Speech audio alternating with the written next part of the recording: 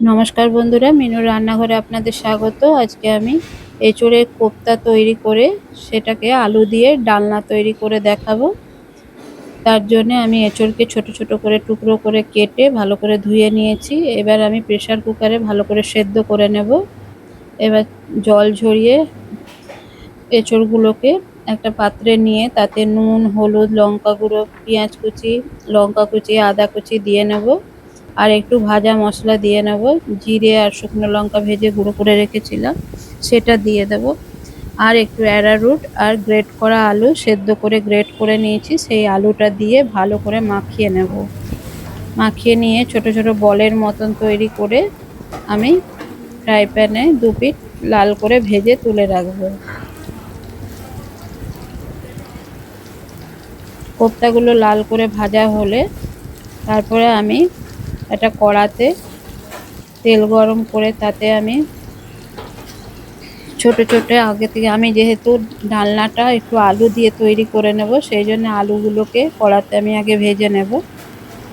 আপনারা আলু ছাড়াও করতে পারেন, আলু ছাড়াই তৈরি করা হয়। আমি একটু আলুটা দিলাম কারণ আমার একটু তরকারিটা আর আলাদা করে কোনো তরকারি করব না বলে আমি আলুটা দিয়ে করে নিচ্ছি। এবার আলুটা লাল করে ভাজা হলে তাতে টমেটো দিয়ে দিয়েছি, নুন, হলুদ, লঙ্কা গুঁড়ো দিয়ে টমেটোটা দিয়ে দিয়েছি। আর একদিকে একটা মশলা তৈরি করে নিচ্ছি, পোস্ত, কাঁচা লঙ্কা, আদা, ধনে আর একটু টক দই নিয়ে একবারে পেস্ট করে নেব। এদিকে সব আমার কোপ্তাগুলো ভাজা হয়ে গেছে।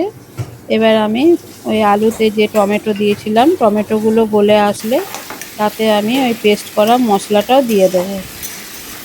পেস্ট করা মশলাটা দিয়ে ভালো করে কষিয়ে নিয়ে ভালো করে কষানো হলে আমি একটু ওই ভাজা মশলা, যেটা লঙ্কা জিরে ভেজে গুঁড়ো করে রেখেছিলাম, সেটাও দিয়ে দেবো। আর একটু কয়েকটা কাঁচা লঙ্কা দিয়ে দেবো।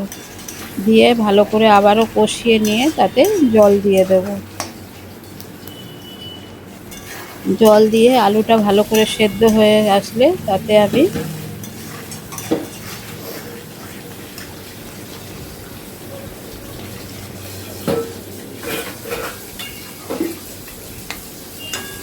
আলুটা সেদ্ধ হয়ে গেলে আমি কোপ্তাগুলোকে দিয়ে দেব। তার আগে আমি একটু গরম মশলা আর ঘি দিয়ে দেব। দিয়ে তৈরি করা কোপ্তাগুলোকে দিয়ে ভালো করে ফুটিয়ে ধনেপাতা কুচোনো নামাবার আগে দিয়ে নেব। বন্ধুরা, আজকের আমার এই এঁচোড়ের কোপ্তা রেসিপিটা কেমন লাগলো এটা কমেন্ট করে জানাবেন। একটা লাইক, শেয়ার, ফলো করে পাশে থাকার অনুরোধ রইল। ধন্যবাদ।